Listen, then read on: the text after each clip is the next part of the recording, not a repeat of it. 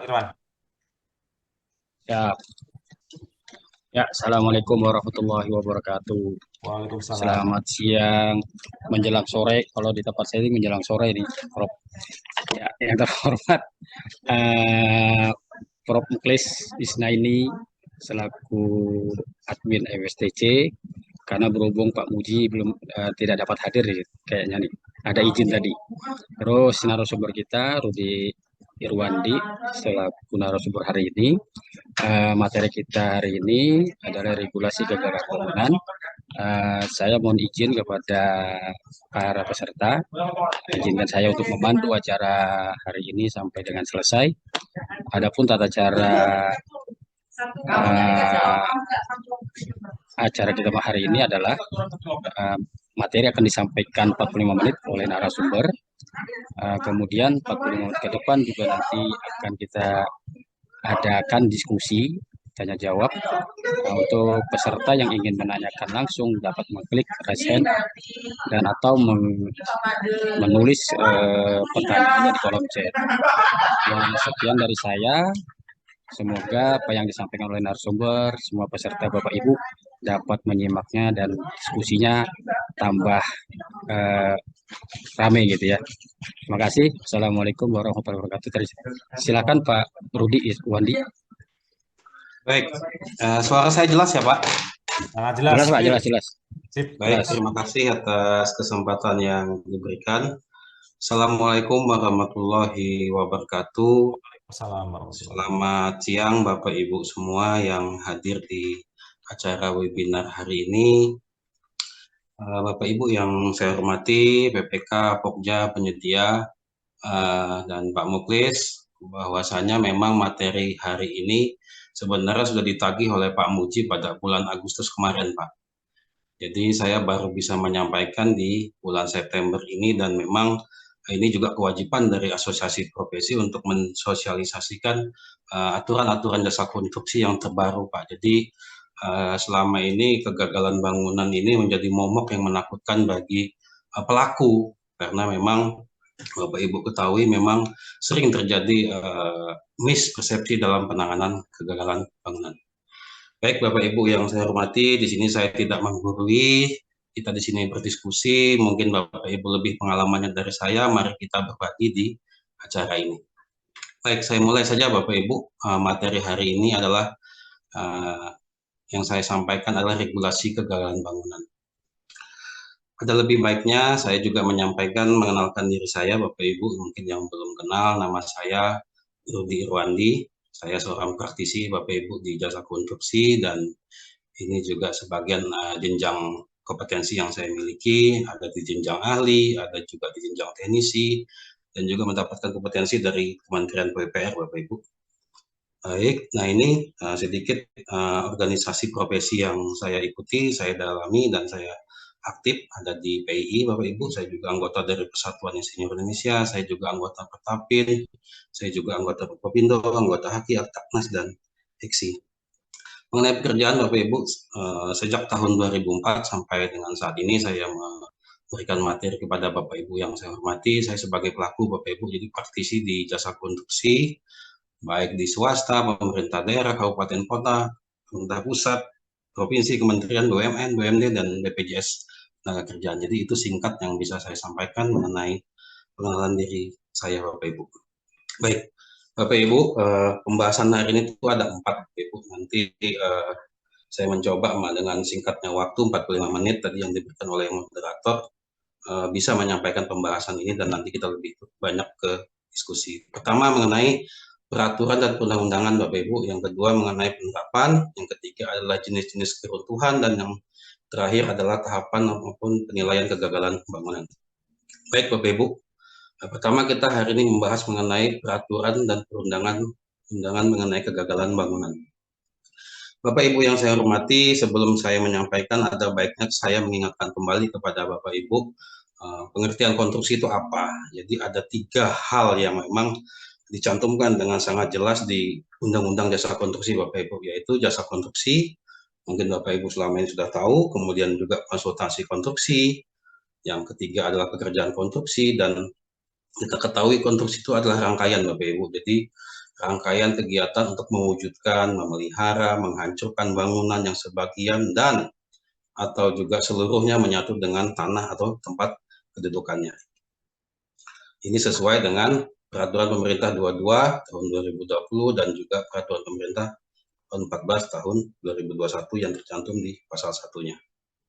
Nah, ini Bapak Ibu, di Peraturan Pemerintah nomor 14 tahun 2021, dia menyebut bangunan. Jadi bangunan itu adalah bangunan konstruksi Bapak Ibu, yaitu wujud fisik hasil jasa konstruksi tadi. Jadi jasa konstruksi itu tadi ada 3 Bapak Ibu, ada jasa konsultasi, ada jasa pekerjaan konstruksi, dan sebagainya. Kemudian Bapak Ibu, di dalam Undang-Undang Jasa Konstruksi itu dibedakan Bapak Ibu, sifat usaha pekerjaan konstruksi yang bersifat umum dan spesialis.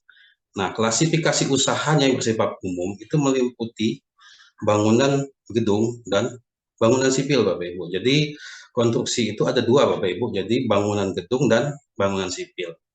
Apa itu bangunan sipil Bapak Ibu? Bangunan sipil itu adalah bangunan di luar bangunan gedung Bapak Ibu. Jadi supaya tidak salah kaprah Bapak Ibu ya, harus bisa membedakan antara bangunan gedung dan bangunan sipil. Misalnya di bangunan transportasi ada jalan, jembatan, jalan rel, pelabuhan, dermaga, landasan pesawat. Kemudian juga di bangunan air misalnya ada bendungan, ada waduk, pemecah ombak, dan seterusnya Bapak Ibu. Baik, nah ini Bapak Ibu dasar kepastiannya Bapak Ibu. Jadi selama ini mungkin ragu-ragu bagaimana sih kegagalan bangunan itu dicantumkan di dalam Undang-Undang Jasa Konstruksi dan aturan terbarunya itu ada di Undang-Undang 2 tahun 2017 Bapak Ibu di pasal 60 bahwa kegagalan bangunan itu ditetapkan oleh penilai ahli. Kemudian penilai ahli itu ditetapkan oleh Menteri Bapak Ibu. Ini juga selaras di dalam Undang-Undang 11 tahun 2020 mengenai Cipta Kerja. Nah, setelah undang-undang ini terbit Bapak Ibu, tentu saja ada peraturan pelaksanaannya Bapak Ibu. Jadi turunan dari Undang-Undang Jasa Konstruksi itu ada 2 saat ini Bapak Ibu, yaitu PP 22 tahun 2020 dan juga PP 14 tahun 2021. Bagaimana di dalam PP 22 tahun 2020 di pasal 6 itu menyatakan bahwa sebagian kewenangan pemerintah pusat mengikut sertakan masyarakat jasa konstruksi antara lain meregistrasi dan menetapkan penilai ahli yang teregistrasi dalam hal terjadi kegagalan bangunan. Kemudian di PP 14 Bapak Ibu, di PP 14 tahun 2021 ini juga merupakan perubahan atas PP 22 tahun 2020 Bapak Ibu. Di mana di pasal 85R itu disebutkan ketentuan lebih lanjut mengenai kegagalan bangunan dan penilai ahli diatur oleh Menteri. Karena itu Bapak Ibu, terbitlah yang namanya Permen PUPR 8 Bapak Ibu. Jadi aturannya sudah jelas, di undang-undang ada, di PP ada, dan diterbitkan dalam aturan teknis oleh Menteri PUPR melalui Permen PU 8 2021 di pasal 2 dan di pasal 3. Nah, Bapak Ibu, di pasal 3, Bapak Ibu yang selama ini perlu saya tegaskan juga bahwa Menteri itu berwenang, Bapak Ibu, bertanggung jawab terhadap pelatihan, uji kompetensi, pencatatan, pembinaan, penilai ahli, dan penetapan penugasan penilai ahli dalam hal terjadi kegagalan bangunan. Kemudian kewenangannya, Bapak Ibu, jadi kewenangannya itu ada oleh LPJK Bapak Ibu. Jadi selama ini yang banyak miss Bapak Ibu ya, jadi tidak ada kewenangan kampus, tidak ada kewenangan pribadi, tidak ada kewenangan APIP dalam hal kegagalan bangunan. Jadi itu kewenangannya dilaksanakan oleh LPJK karena ini diatur oleh undang-undang, oleh PP dan Permen PUPR. Kemudian Bapak Ibu yang saya hormati, yang saya banggakan, LPJK itu mengatur Bapak Ibu pedoman teknis tata cara terkait penilaian kegagalan bangunan. Ini saya ambil dari Pak Agus Topik Mulyono, kebetulan beliau juga koordinator bidang 3 di LPJK yang memang bidang beliau mengurus atau membawahi mengenai kegagalan bangunan. Baik, Bapak Ibu, apa sih pengertian kegagalan bangunan? Kegagalan bangunan itu adalah suatu keadaan keruntuhan bangunan dan atau tidak berfungsinya bangunan setelah penyerahan akhir Bapak Ibu. Jadi ini saya garis bawah supaya tidak miss, nanti bisa membedakan antara kecelakaan dan kegagalan. Jadi kegagalan itu setelah penyerahan akhir Bapak Ibu, hasil jasa konstruksi. Kemudian di pasal 85A PP nomor 14 tahun 2021 itu ada dua Bapak Ibu. Kegagalan bangunan itu meliputi ada dua hal, yaitu keruntuhan bangunan dan tidak berfungsinya bangunan itu Bapak Ibu. Kita ketahui keruntuhan bangunan itu merupakan kondisi sebagian besar Bapak Ibu atau keseluruhan bangunan yang rusak dan tidak dapat dioperasikan. Kemudian tidak berfungsinya kenapa Bapak Ibu? Tidak berfungsinya karena ada dua hal juga Bapak Ibu yang menyebutkan tidak sesuai dengan yang direncanakan dan atau tidak dipenuhinya aspek keamanan, keselamatan, kesehatan, dan keberlanjutan. Nah, Bapak Ibu, di dalam pasal 135 di dalam peraturan pemerintah 14 tahun 2021, apa sih yang disebut dengan penilai ahli? Penilai ahli itu adalah orang atau perseorangan, Bapak Ibu, dalam hal ini pribadinya, kemudian kelompok. Kelompok itu bisa asosiasi, Bapak Ibu, asosiasi profesi, jadi ditetapkan, atau juga lembaga. Lembaga dalam ini apa? Lembaga pengembangan jasa konstruksi yang diberikan kewenangan untuk melakukan penilaian dalam hal terjadinya kegagalan bangunan. Jadi hanya penilai ahli yang diberikan kewenangan Bapak Ibu untuk melakukan penilaian dalam hal terjadinya kegagalan bangunan. Baik, Bapak Ibu, penilai ahli itu adalah seorang ahli Bapak Ibu. Jadi dia juga seorang ahli yang diberikan kewenangan untuk menetapkan terjadinya kegagalan bangunan. Kemudian penugasannya ditetapkan oleh Menteri PUPR melalui LPJK. Dan ini Bapak Ibu yang perlu Bapak Ibu ketahui, tugas dan wewenang penilai ahli itu berbeda Bapak Ibu dengan tenaga ahli atau tenaga kerja konstruksi kualifikasi ahli. Jadi berbeda kewenangan, tapi dia juga sebagai seorang ahli. Saya kira itu. Lanjut.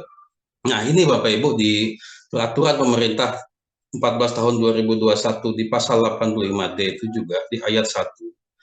Itu menyebutkan Bapak Ibu, pengguna jasa, pemilik, penanggung jawab bangunan, dan atau pihak lain yang dirugikan akibat kegagalan bangunan dapat melaporkan terjadinya suatu kegagalan bangunan. Jadi bisa PPK, bisa pemilik PA, bisa masyarakat, bisa APIP, bisa asosiasi. Jadi sangat terbuka Bapak Ibu mengenai pelaporan kegagalan bangunan ini. Kemudian juga ada ayat 2-nya Bapak Ibu. Jadi ini yang selama ini ya perlu saya tegaskan, kenapa sampai lalai.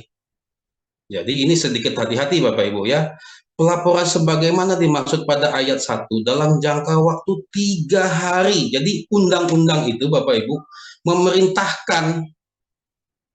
Nah ini yang sering dilupakan oleh pemilik bangunan, PPK, PA, penyedia, asosiasi, dan sebagainya, bahwa undang-undang itu meminta Anda untuk melaporkan dalam jangka waktu 3 hari Bapak Ibu. Jadi itu kata kuncinya di dalam kegagalan bangunan. Baik, seterusnya. Nah ini tugasnya Bapak Ibu. Jadi yang saya sampaikan tadi mengenai perbedaannya adalah mengenai tugasnya Bapak Ibu. Jadi tugas penilai ahli kegagalan bangunan itu meliputi pertama, menetapkan tingkat pemenuhan terhadap ketentuan standar keempat. Yang kedua, menetapkan penyebab terjadi kegagalan bangunan. Jadi Bapak Ibu yang saya hormati, yang bisa menetapkan penyebabnya itu bukan ahli Bapak Ibu ya, supaya tidak miss bahwa yang berhak menetapkan penilai kegagalan bangunan itu adalah penilai ahli. Jadi bukan dari kampus, bukan dari pribadi, bukan dari siapapun. Jadi hanya dia yang berhak menetapkan penyebabnya apa. Yang ketiga adalah menetapkan tingkat keruntuhan Bapak Ibu dan atau tidak berfungsinya bangunan. Nanti ini juga merupakan tugas dari penilai ahli. Yang keempat, menetapkan pihak yang bertanggung jawab atas kegagalan bangunan yang terjadi. Ini bisa penyedia, bisa pengguna, bisa juga konsultan perencana, bisa juga konsultan pengawas. Jadi penilai ahli itulah yang berhak nanti yang menetapkan siapa yang bertanggung jawab.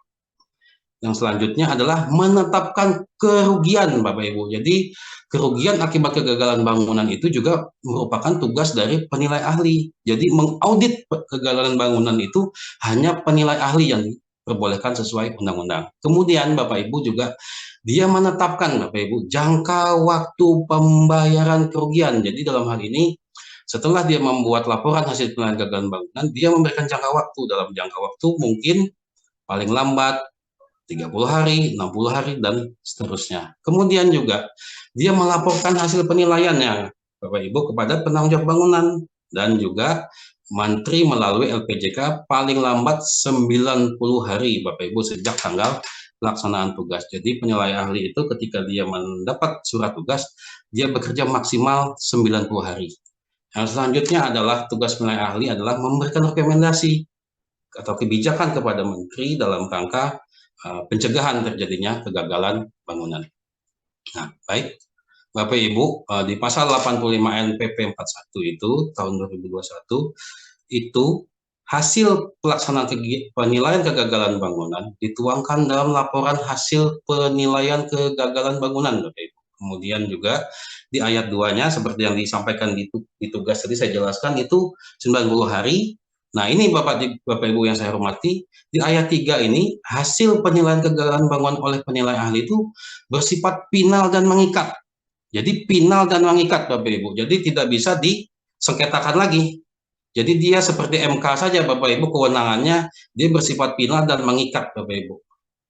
Baik, selanjutnya, nah ini Bapak Ibu tata cara mengenai penilaian kegagalan bangunan, Bapak Ibu. Pertama, adanya laporan itu disampaikan kepada Menteri melalui LPJK, kemudian Menteri dapat menugaskan penilaian kegagalan bangunan dalam hal merugikan atau membahayakan keselamatan umum, kemudian juga penugasan. Dalam hal ini setelah penugasan perlu pembahasan untuk menentukan gambaran umum kegagalan bangunan, lingkup penugasan, waktu penugasan, dan tahapan penilaian kegagalan bangunan. Nah, setelah dia bertugas, Bapak Ibu, dia ada pembuatan perjanjian kerja. Jadi ada perjanjian kerjanya, Pak, ada kontraknya, Pak, itu penilai ahli. Kemudian yang selanjutnya adalah dengan pelaksanaan penilaian kegagalan bangunan dan pelaporan hasil penilaian. Jadi itu tata cara penilaian kegagalan bangunan, Bapak Ibu. Nah, kemudian ini persyaratan, Bapak Ibu ya. Jadi ini persyaratan umum. Ini yang jelaskan WNI, Bapak Ibu, berdomisili di dalam wilayah Indonesia, kemudian juga usia juga maksimal 70 tahun saat mendaftar, kemudian tidak terdaftar sebagai anggota atau pengurus partai politik. Jadi ini kenapa disyaratkan demikian, ini untuk menjaga independensi atau netralitas seorang penilai ahli, Bapak Ibu. Kemudian juga dia harus melampirkan atau surat sehat jasmani yang rohani yang dibuktikan dengan surat keterangan dokter, dan dia tidak terlibat dalam tindak pidana kejahatan yang telah mendapatkan putusan pengadilan yang berkekuatan hukum tetap. Jadi ini ada di dalam pasal 9 ayat 2 Permen PUPR 8 tahun 2021, Bapak Ibu. Nah, bagaimana persyaratan khususnya, Bapak Ibu? Jadi ini persyaratan khusus yang harus Bapak Ibu ketahui kalau ingin menjadi seorang penilai ahli, bahwa dia harus memiliki SKK konstruksi, Pak. Jadi dia harus memiliki SKK konstruksi di bidang sesuai dengan produk bangunan yang mengalami kegagalan dengan subkualifikasi paling rendah ahli madya. Jadi seorang penilai ahli itu dia harus minimal ahli madya atau jenjang 8, atau juga dia IPM, Bapak Ibu. Jadi IPM itu menurut dari Undang-Undang Keinsinyuran, Bapak Ibu. Jadi dia harus insinyur profesional muda. Kemudian Bapak Ibu, yang poin kedua di B adalah mempunyai pengalaman kerja paling sedikit 10 tahun, Bapak Ibu, sebagai perencana, pelaksana, dan atau pengawas pada jasa konstruksi sesuai dengan klasifikasi dari bangunan yang mengalami kegagalan bangunan. Jadi seumpama ahli gedung, dia juga harus mempunyai pengalaman minimal 10 tahun, Bapak Ibu, sebagai perencana, sebagai pelaksana, atau sebagai pengawas. Kemudian juga di persyaratan khusus dia diminta untuk bekerja profesional, jujur, objektif, dan independen. Kemudian yang selanjutnya adalah memahami, Bapak Ibu, mengenai memiliki pemahaman terhadap standar konstruksi dan regulasinya, Bapak, itu menyangkut regulasi jasa konstruksi, keprofesian, peraturan perundangan, dan aspek hukum lainnya terkait kegagalan bangunan. Selanjutnya juga melampirkan surat pengantar, Bapak Ibu, dari pimpinan asosiasi profesi untuk menjadi penilai ahli. Nah, jadi ini seorang ahli itu, Bapak Ibu, ketika dia ingin menjadi penilai ahli, dia harus mendapatkan atau melampirkan surat pengantar dari pimpinan asosiasi profesinya dia bernaung, Bapak Ibu. Itu kemudian juga di poin selanjutnya itu diutamakan memiliki SKK konstruksi di bidang ahli madya keselamatan konstruksi, Bapak Ibu, dalam hal ini di jenjang 8, atau telah mengikuti pelatihan bimbingan teknis terkait sistem manajemen keselamatan konstruksi. Baik, selanjutnya juga diminta memiliki latar belakang, pengetahuan di bidang forensik engineering, kemudian juga dibuktikan dengan surat keterangan, ada sertifikat nasional, dan juga pengalaman Bapak Ibu. Jadi sebelum dia menjadi mendaftar seorang penilai ahli, dia juga harus diutamakan mendapatkan pengalaman dalam investigasi kegagalan bangunan yang dibuktikan dengan surat keterangan. Kemudian yang terakhir juga menandatangani fakta komitmen penugasan sebagai penilai ahli. Ini ada di Permen PU 8 tahun 2021 di pasal 9 ayat 3.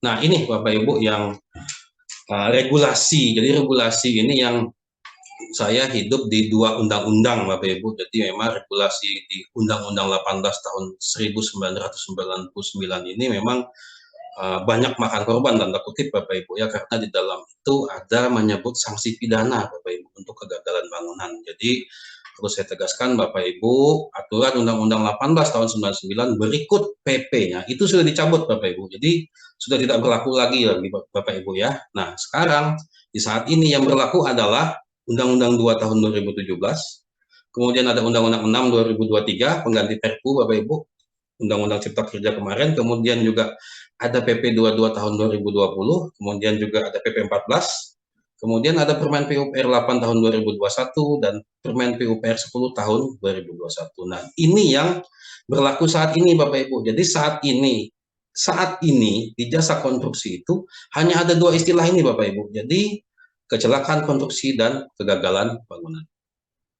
Baik, apa sih yang membedakan antara kecelakaan konstruksi dan kegagalan bangunan? Jadi pekerjaan konstruksi itu ada dua hal Bapak Ibu. Yang pertama, kecelakaan konstruksi adalah suatu kejadian akibat kelalaian pada tahap pekerjaan konstruksi karena tidak terpenuhinya standar keamanan, keselamatan, kesehatan, keberlanjutan yang mengakibatkan kehilangan harta benda, waktu kerja, kematian, cacat tetap, ataupun kerusakan lingkungan. Jadi kecelakaan konstruksi itu, supaya jelas Bapak Ibu, itu terjadi di saat masa pelaksanaan kontrak Bapak Ibu. Jadi dia terjadi masa pelaksanaan kontrak sampai dengan PHO, serah terima pertama, dan berakhirnya masa pemeliharaan Bapak Ibu. Jadi tidak ada kegagalan bangunan di saat masa pelaksanaan dan juga di saat masa pemeliharaan Bapak Ibu ya, supaya ini clear jelas, itu disebut dengan kecelakaan konstruksi Bapak Ibu. Tidak ada istilah kegagalan konstruksi. Nah, kemudian pengertian selanjutnya adalah kegagalan bangunan tadi Bapak Ibu. Masa pertanggungjawaban kegagalan bangunan itu Bapak Ibu itu dimulai sejak serah terima akhir atau final handover. Jadi sejak inilah yang dikatakan masa pertanggungjawaban kegagalan bangunan Bapak Ibu. Jadi nanti bisa kita diskusikan.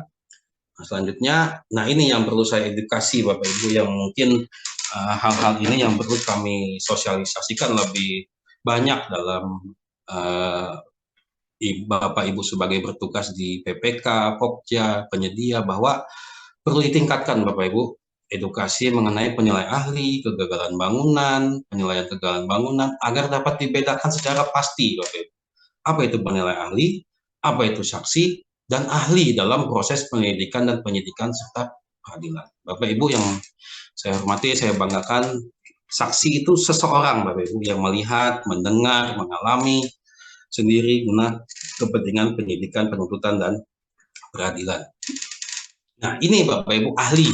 Ahli itulah seseorang yang memiliki keahlian khusus Bapak Ibu tentang hal yang diperlukan untuk membuat terang sebuah perkara pidana guna kepentingan pemeriksaan. Nah, yang terakhir adalah penilai ahli. Ahli tadi kita ketahui adalah perseorangan, kelompok, atau lembaga yang diberikan kewenangan oleh undang-undang untuk melakukan penilaian dalam hal terjadi kegagalan bangunan. Nah, karena itu Bapak Ibu, ada 3 poin yang perlu saya tegaskan. Seorang penilai ahli Bapak Ibu, karena jabatannya sebagai penilai ahli, tidak boleh Bapak Ibu, sekali lagi saya katakan, seorang penilai ahli itu karena jabatannya sebagai penilai ahli tidak boleh menempatkan dirinya sebagai saksi dan ahli Bapak Ibu dalam proses penyelidikan, penyidikan, peradilan terhadap kegagalan bangunan yang sedang dinilainya. Jadi ketika ada APH masuk, ketika dia menilai, dia tidak berhak Bapak Ibu sebagai seorang penilai ahli, maupun yang yang tidak dinilainya Bapak Ibu, mohon maaf.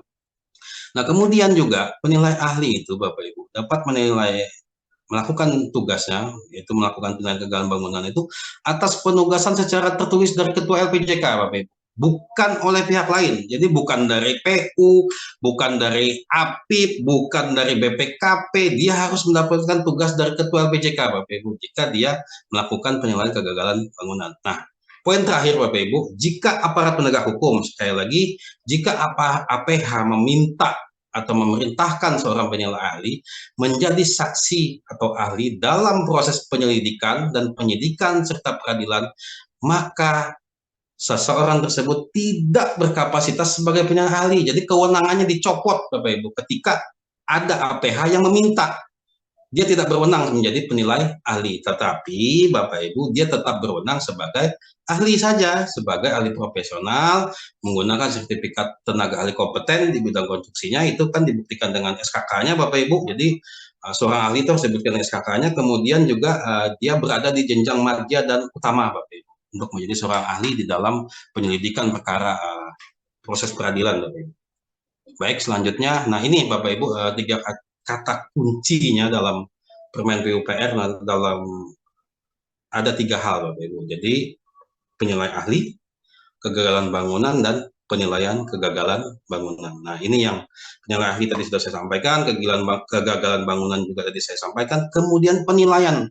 Jadi harus bisa membedakan Bapak Ibu, apa itu penilai ahli, apa itu kegagalan bangunan, apa itu penilaian kegagalan bangunan. Jadi penilaian kegagalan bangunan itu sebuah proses Bapak Ibu untuk pemeriksaan dokumen, objek bangunan, identifikasi, investigasi, analisis penyebab, perhitungan besaran, ganti kerugian, dan penetapan pihak. Sekali lagi, penetapan pihak yang bertanggung jawab terhadap kegagalan bangunan yang ditetapkan oleh penilai ahli berupa rekomendasi kepada menteri. Jadi ini tiga kata kunci pentingnya Bapak Ibu ya. Nah ini Bapak Ibu, saya coba percepat penerapan aturan kegagalan bangunan dalam pengadaan jasa konstruksi. Jadi ini sangat penting Bapak Ibu, di dalam Bapak Ibu sebagai PPK, Pokja, penyedia, ini Bapak Ibu penerapannya. Bapak Ibu yang saya hormati, saya banggakan, di Perpres 16 itu tahun 2018 bisa Bapak Ibu buka, mungkin Bapak Ibu sering lebih membukanya dari saya, itu belum tercantum Bapak Ibu mengenai sanksi kegagalan bangunan. Nanti bisa dicek ya Bapak Ibu ya. Kemudian karena terbitnya Undang-Undang 2 tahun 2017 dan PP 14 tahun 2021 di pasal 74A, jadi ketentuan pemilihan penyedia jasa konstruksi yang menggunakan sumber pembiayaan dari keuangan negara itu diatur dengan peraturan presiden. Jadi Bapak Ibu tidak perlu kami masyarakat jasa konstruksi itu menunggu undang-undang PBJ Bapak Ibu, karena di undang-undang kami itu sudah memerintahkan, itu diatur dengan Perpres. Jadi jasa konstruksi itu tetap berjalan tanpa ada undang-undang PPJ Bapak Ibu, karena teks spesialis dia diatur dalam PP 14 tahun 2000, itu sangat tegas, dia menyebut diatur dengan peraturan presiden. Nah karena itulah Bapak Ibu, latar belakang kenapa sampai berubah Perpres 16 tahun 2018, latar belakang utamanya adalah terbitnya PP ini Bapak Ibu, karena ini perintah undang-undang, jadi Perpresnya harus berubah. Nah karena itu Bapak Ibu, dicantumkanlah Bapak Ibu di Perpres 12 tahun 2021 di pasal 78 ayat 3B dan ayat 5 dan F, di situ apabila penyedia menyebabkan kegagalan bangunan dikenai sanksi administratif berupa ganti kerugian sebesar nilai kerugian yang ditimbulkan. Nah ini mengikuti Bapak Ibu, mengikuti perintah undang-undang tadi, mengikuti PP 14 2021, mengikuti Permen PUPR 08 2021 serta Permen PUPR 10 2021 mengenai SMKK. Jadi Bapak Ibu, di aturan saat ini itu tidak ada lagi istilah kegagalan pekerjaan konstruksi Bapak Ibu lah. Jadi saya catat, mohon dicatat Bapak Ibu, tidak ada lagi istilah kegagalan konstruksi. Jadi mohon dicatat Bapak Ibu, diganti, itu sudah tidak ada lagi. Kemudian Bapak Ibu, tidak ada lagi sanksi pidananya Bapak Ibu.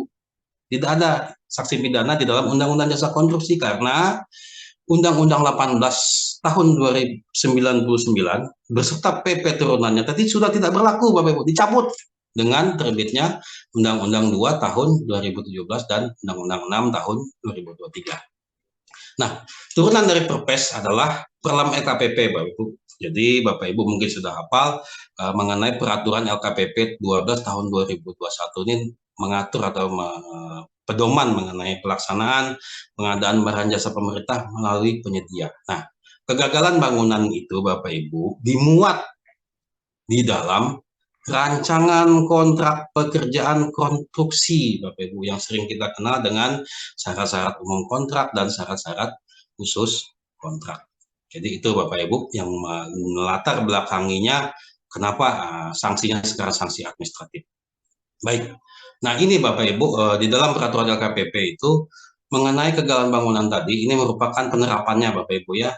Itu harus dimuat Bapak Ibu. Seperti kita ketahui juga di dalam KPP itu memuat minimal pertama kegagalan bangunan itu terhitung sejak tanggal penyerahan akhir. Yang kedua, penyedia itu bertanggung jawab Bapak Ibu selama umur konstruksi yang ditetapkan di dalam SSKK, tetapi tidak lebih dari 10 tahun. Dan di dalam SSKK agar dicantumkan Bapak Ibu lama pertanggungjawabannya yang ditetapkan apabila rencana umur konstruksi kurang dari 10 tahun. Kemudian Bapak Ibu yang ketiga di dalam syarat kontrak, Bapak Ibu mungkin nanti bisa mengecek atau bisa mengikuti ini, pejabat penandatangan kontrak maupun pemilik pekerjaan, pemilik bangunan bertanggung jawab Bapak Ibu atas kegagalan bangunan yang terjadi setelah jangka waktu yang ditetapkan. Jadi seumpama dalam SKK nanti ditetapkan 8 tahun, tahun ke-9 merupakan tanggung jawab pemilik pekerjaan. Yang keempat juga penyedia itu berkewajiban dalam ini kontraktornya Bapak Ibu melindungi, membebaskan dan menanggung tanpa batas. Jadi menanggung dia itu penyedia itu beserta instansinya itu terhadap semua tuntutan, tanggung jawab, kewajiban, kehilangan kerugian, denda, gugatan atau tuntutan hukum, proses pemeriksaan hukum, dan biaya yang dikenakan terhadap pejabat penandatangan kontrak beserta instansinya. Jadi kecuali kerugian ini disebabkan oleh kelalaian pejabat penandatangan kontrak sehubungan atau dengan klaim kerusakan harta benda, cedera tubuh, sakit, atau kematian pihak ketiga yang timbul dari kegagalan bangunan. Kemudian poin kelima Bapak Ibu, pejabat penandatangan kontrak itu juga dan penyedia itu berkewajiban Bapak Ibu untuk menyimpan dokumen yang digunakan dan terkait dengan pelaksanaan pekerjaan konstruksi selama umur konstruksi yang dicantum dalam SKK, tapi tidak lebih dari 10 tahun. Jadi ini secara umum Bapak Ibu ya di syarat-syarat kontrak. Nah, bagaimana Bapak Ibu untuk di syarat-syarat khusus? Nah, ini mohon maaf Bapak Ibu yang saya banyak temukan dalam 2 tahun ini kurang memuat ini Bapak Ibu, padahal ini sangat penting Bapak Ibu sebagaimana amanat dalam undang-undang tadi perlu Bapak Ibu pertegas, perkuat, didetailkan di dalam syarat-syarat kontrak karena ini merupakan bentuk pengendalian kontrak Bapak Ibu. Seorang PPK itu dia harus mempunyai mitigasi awal terhadap risiko kegagalan bangunan di saat tender yang dicantumkan di dalam perencanaan kontrak Bapak Ibu, bahwa pertama melanjutkan dari syarat-syarat umum tadi. Syarat khusus yang pertama adalah dicantumkan Bapak Ibu tanggal, bulan, dan tahun saat penyerahan akhir di dalam berita acara FHO. Kemudian juga umur konstruksi ditetapkan 9 tahun. Jadi umur konstruksi itu tidak harus 10 tahun Bapak Ibu ya, itu hanya maksimal Bapak Ibu. Jadi yang menentukan umur konstruksi itu adalah perancangnya Bapak Ibu.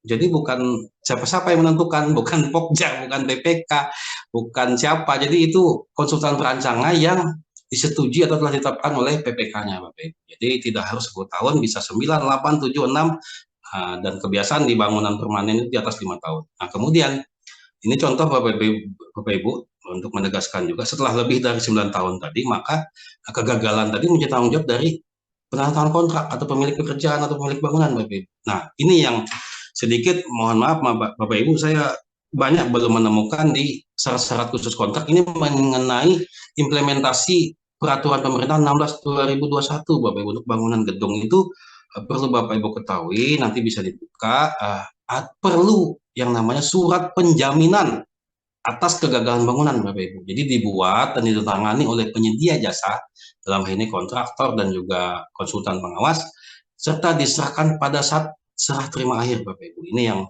khusus untuk bangunan gedung ya Bapak Ibu ya, mau gedung kantor, gedung rumah sakit, gedung pendidikan, gedung apapun, itu harus membuat surat penjaminan. Nah, kemudian Bapak Ibu ditegaskan lagi Bapak Ibu dalam syarat kontrak itu pelaporannya Bapak Ibu. Jadi dia harus dilaporkan dalam waktu 3 hari Bapak Ibu sejak terjadinya kegagalan bangunan, dan juga di dalam syarat khusus tadi dimuat bahwa penilaian kegagalan bangunan itu final dan mengikat. Dan juga tadi ditegaskan lagi bahwa apabila kurang dari 10 tahun wajib ditetapkan untuk menyimpan secara baik, memelihara dokumen selama 9 tahun. Baik Bapak Ibu, ini jenis keruntuhan kegagalan bangunan, kita tahu pengertiannya apa. Ada 2 jenis Bapak Ibu, kriteria dan tolak ukur kegagalan bangunan. Pertama, aspek struktural dan aspek fungsional. Aspek struktural ini menyangkut kekuatan, stabilitas, durabilitas, spesifikasi material, kemudian aspek fungsional meliputi kemudahan atau layanan. Ini bisa Bapak Ibu baca perdalam di lampiran 3. Ini juga sudah menjadi ranah dari penilai ahli Bapak Ibu, apa yang menyebabkan atau kriteria atau tolak ukurnya kegagalan bangunan. Kemudian Bapak Ibu yang mudah saja supaya Bapak Ibu tahu, mungkin kita tahu di jenis bangunan, ada bangunan gedung, bangunan jalan, sebagainya. Ini Bapak Ibu jenis keruntuhan yang termasuk dalam kegagalan bangunan. Jadi ini saya buat untuk memudahkan Bapak Ibu yang bukan dari segi teknis. Ketika Bapak Ibu menemukan di bangunan Bapak Ibu adanya keruntuhan tanah, keruntuhan fondasi, keruntuhan badan bangunan, keruntuhan rangka atap, itu sudah termasuk dari kegagalan bangunan Bapak Ibu. Jadi saya berikan yang lebih umum ada di Permen PUPR 8 tahun 2021. Jadi ini mengenai bangunan gedung ya Bapak Ibu ya. Nah ini bangunan air Bapak Ibu, mungkin Bapak Ibu sebagai PPK di bangunan air itu ada jenis keruntuhannya. Keruntuhan bangunan air itu apa saja, jebol, pelimpas rusak, longsoran lereng, dan seterusnya. Kemudian juga di bangunan jalan Bapak Ibu, keruntuhan bangun jalan, mungkin badan jalan terputus, ketika PPK-nya tahu dia harus melaporkan Bapak Ibu, kemudian jalannya longsor, kemudian badan jalan layangnya runtuh, JPO-nya runtuh, dan seterusnya. Kemudian juga jembatan Bapak Ibu, mungkin Bapak Ibu yang berkontrak sebagai PPK, jembatannya ambruk, jembatannya patah, dan seterusnya, itu juga termasuk keruntuhan di dalam kegagalan bangunan. Nah ini pelabuhan juga demikian Bapak Ibu, ada bandar udara, ada bangunan khusus yang bisa nanti dibaca sebagai petunjuk awal ketika Ibu melaporkan kejadian kegagalan bangunan. Nah Bapak Ibu, ada dua tadi, kenapa tidak berfungsinya bangunan itu, ada 3 hal Bapak Ibu. Jadi tidak sesuai dengan yang direncanakan, kemudian juga tidak sesuai dengan pemanfaatan, dan ketiga adalah aspek keamanan dan keselamatan, kesehatan, dan keberlanjutan. Jadi ada 2 kegagalan itu Bapak Ibu. Kegagalan bangunan tadi ada kegagalan fungsional dan kegagalan struktural. Jadi kegagalan fungsional itu apa Bapak Ibu? Tidak berfungsinya bangunan sesuai kriteria teknis bangunan yang disyaratkan. Jadi tidak tercapainya pemenuhannya Bapak Ibu. Kemudian juga kegagalan struktural itu apa? Jadi kondisi bangunan yang tidak dapat menahan beban sesuai dengan beban rencana, sehingga diprediksi tidak dapat melayani beban sesuai umur rencana yang ditetapkan. Baik, ini Bapak Ibu tahapannya. Tahapan bangunan itu Bapak Ibu bisa buka nanti di lampiran 3 Permen PUPR 8 tahun 2021. Jadi ada 5 tahapan penyelenggaraan bangunan. Pertama pelaporan, yang kedua penugasan, ketiga pembuatan perjanjian kerja, keempat pelaksanaan, yang terakhir adalah pelaporan hasil kegagalan bangunan. Ini ada di Permen PUPR 8 2021 di lampiran 3 Bapak Ibu. Nah, ini juga mengenai pelaporannya tadi Bapak Ibu, siapa saja boleh Bapak Ibu, pengguna, pemilik, bangunan, pihak lain melaporkan kejadian kegagalan bangunan, kemudian LPJK melakukan verifikasi dan meneruskan kepada Menteri. Jadi ini Bapak Ibu, orang perseorangan, penilai ahli, kelompok, dan lembaga. Kemudian tahapan penugasannya Bapak Ibu, LPJK itu menunjuk seorang atau kelompok tadi yang tercatat. Jadi ahli itu harus tercatat di dalam sistem informasi jasa konstruksi Bapak Ibu ya. Kemudian penilai ahli juga menerima atau menolak surat penunjukan, dan LPJK meneruskan, kemudian juga membuat perjanjian kerja. Nah ini siklusnya Bapak Ibu, nanti bisa kita diskusi lebih lanjut. Saya percepat karena ini waktunya 45 menit, nanti bisa dibaca Bapak Ibu. Inilah siklusnya mengenai pelaporan, ada pihak pelapor, LPJK, dan tim verifikasi. Nah ini Bapak Ibu mengenai penugasan juga di pasal 28, ada di pasal 29, ada di pasal 30 mengenai penugasan seorang penilai ahli.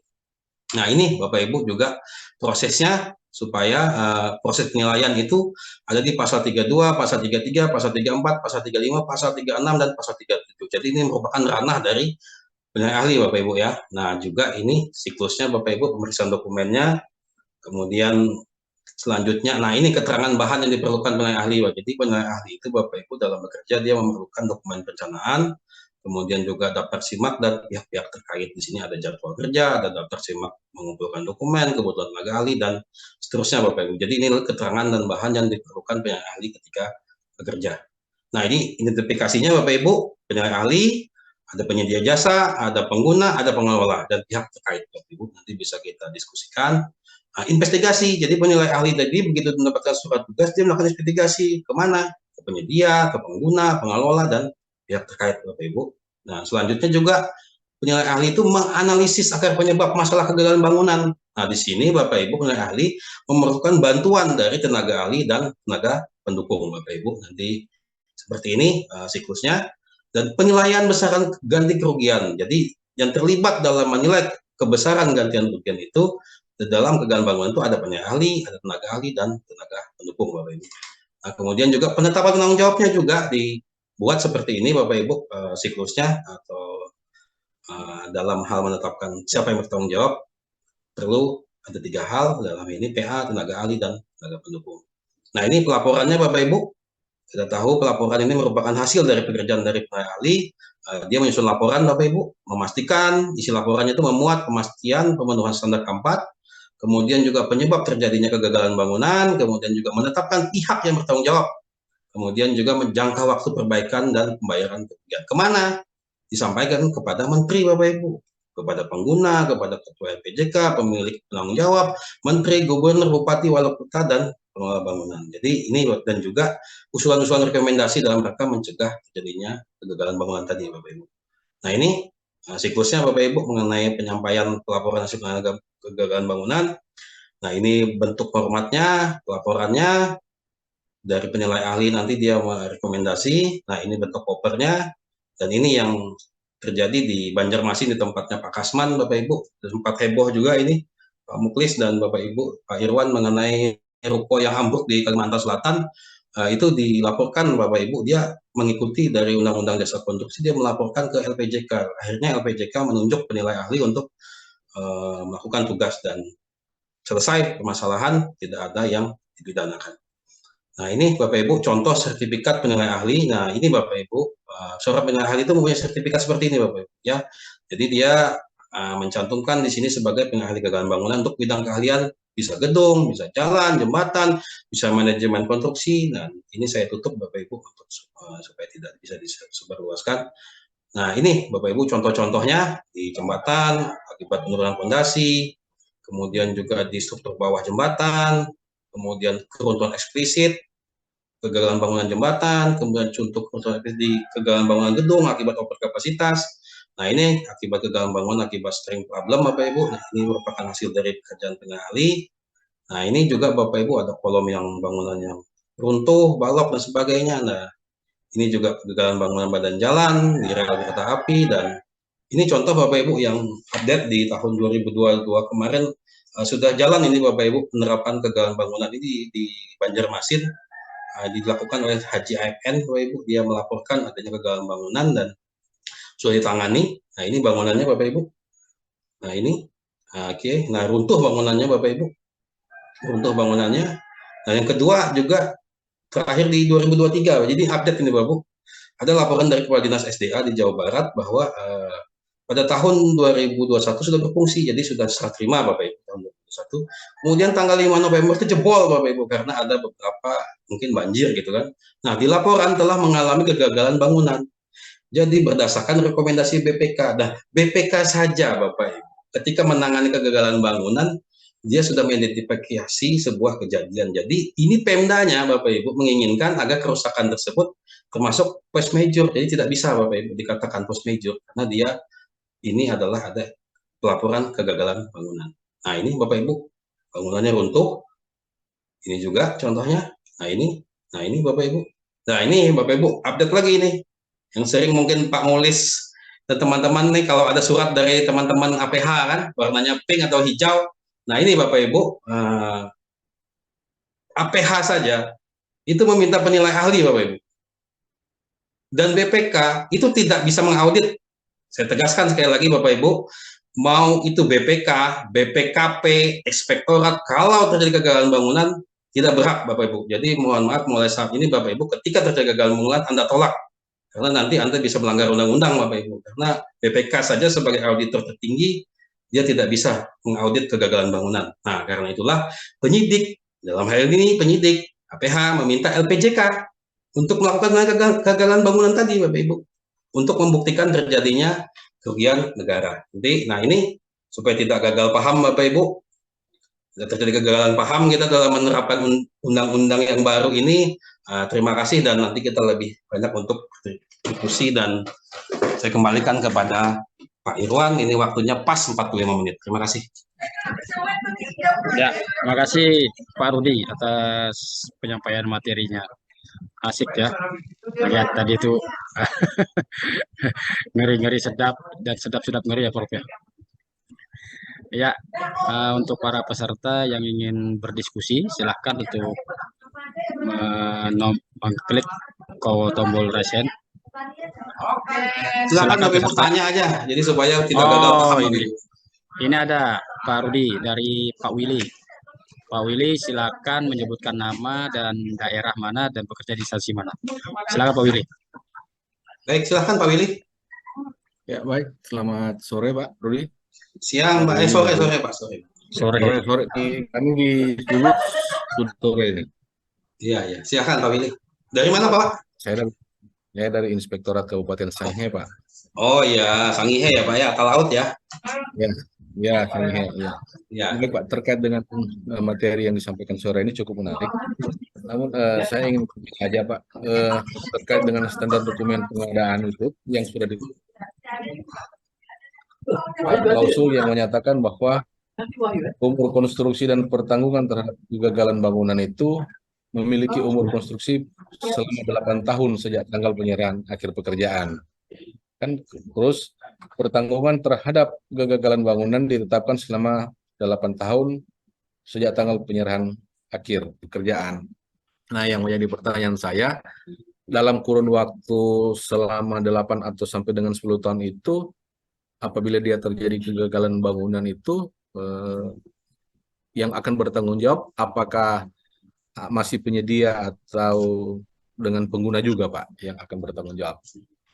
Itu berkaitan dengan kegagalan bangunan. Itu saja dulu Pak. Terima kasih Pak. Baik Pak Willy, tadi Bapak menyatakan dalam masa pertanggungjawaban kegagalan bangunan Bapak ya, mengenai umur konstruksi Bapak Ibu yang saya hormati, yang mengetahui umur konstruksi adalah perencana Bapak Ibu. Jadi PPK di dalam program mutu konsultan itu harus diminta. Jadi saya tegaskan Bapak Ibu, PPK pekerjaan konstruksi itu harus meminta umur konstruksi yang direncanakan oleh perancangnya.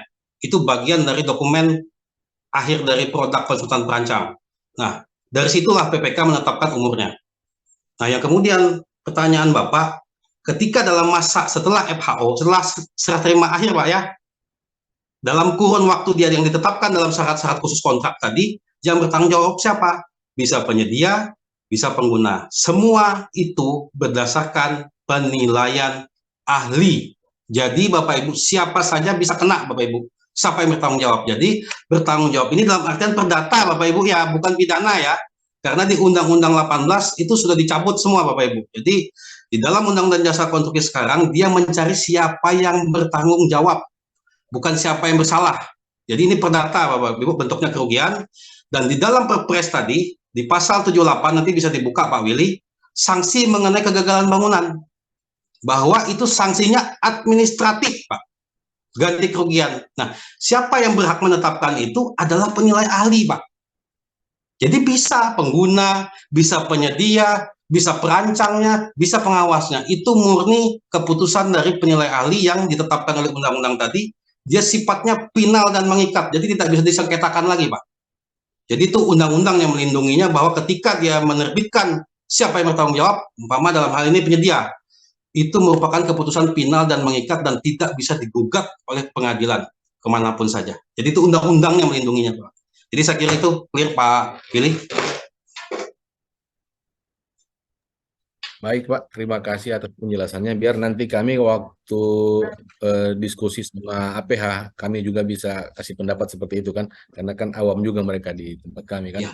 Yang utamanya begini Pak ya, ketika terjadi kegagalan bangunan, sekali lagi Bapak ya, saya tekankan, Bapak punya waktu 3 hari Pak. Itu perintah undang-undang.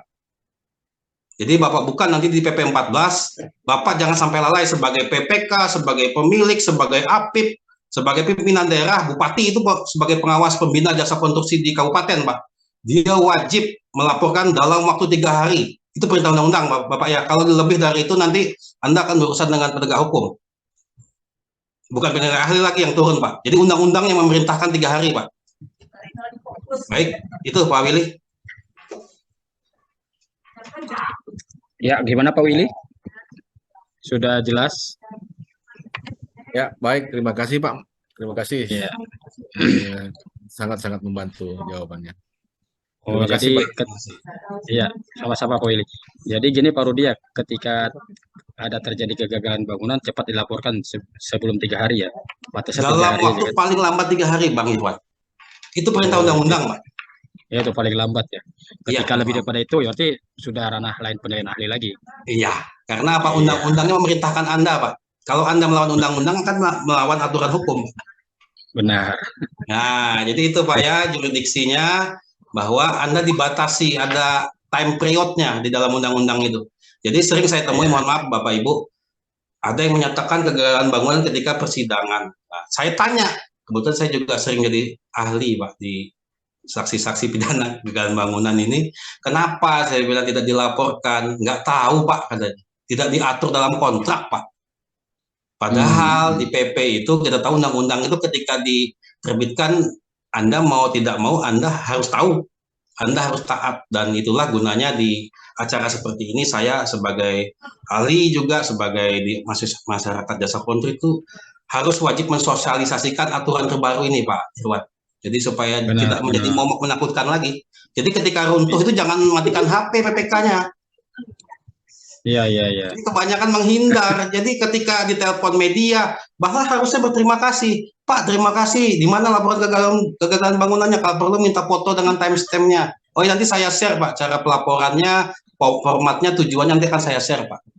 Ya, jadi harus berterima kasih kepada masyarakat yang melaporkan memoto kegagalan bangunan itu. Jangan menghindar, Bapak Ibu. Jangan menghindar.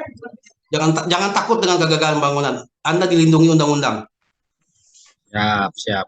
Nanti itu Pak Rudi di-sharekan untuk cara melapornya, tujuan kemana. Oh iya, nanti saya share Pak. Saya share Pak di grup saya share nanti. Sebentar saya coba ya coba saya share di sini, sebentar saya buka ya. Jadi biar teman-teman tahu Pak Rudi. Oke, siap. Ya, sambil cari file nih, siapa tahu ada peserta lagi yang ada Pak. Berdiskusi. Bentar Pak. Ada, sebentar saya bukakan. Nanti bisa dicatat Bapak Ibu ya, PPK jasa konstruksi laporannya kemana? Bentar Pak. Atau nanti ditaruh di kolom chat Pak Rudi. Nah ini saya share aja Pak, nggak apa-apa. Ini supaya melihat semua Pak. Bisa terlihat Pak? Ya, ini baru nih kelihatan. Nah ini Bapak Ibu catat ya. Alamat laporannya kegagalan bangunan itu ke email sekretariat LPJK@pu. Teleponnya ada, alamatnya ada, dan formatnya seperti ini Bapak Ibu. Sederhana saja, 1 lembar saja Pak Irwan, tidak perlu banyak-banyak.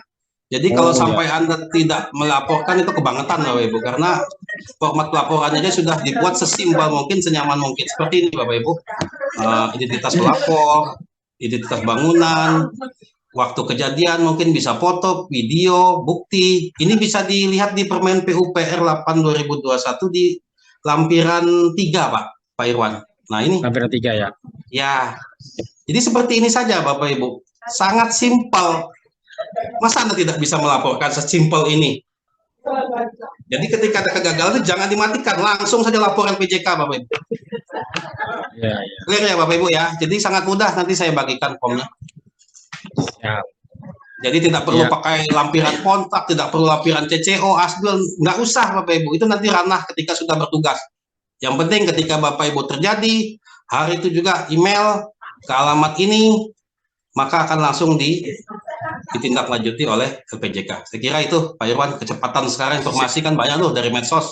Jadi tidak usah takut Bapak Ibu ya. Baik, selanjutnya Pak. Ya, ada lagi peserta yang ingin berdiskusi. Kayaknya ini Pak Rudi juga salah satu apa ya, mungkin dari PPK kan banyak kekhawatiran. Ya. Sampai saya menggelarin PPK itu pejabat penuh kekhawatiran. Nah, itu takut ada laporan kegagalan bangunan. Nah, ini ada solusi yang tepat gitu loh. Apabila PPK menemukan langsung cepat laporkan kan gitu. Iya. Dan diatur di dalam kontrak ya Pak ya, dicantumkan secara jelas ya Pak ya.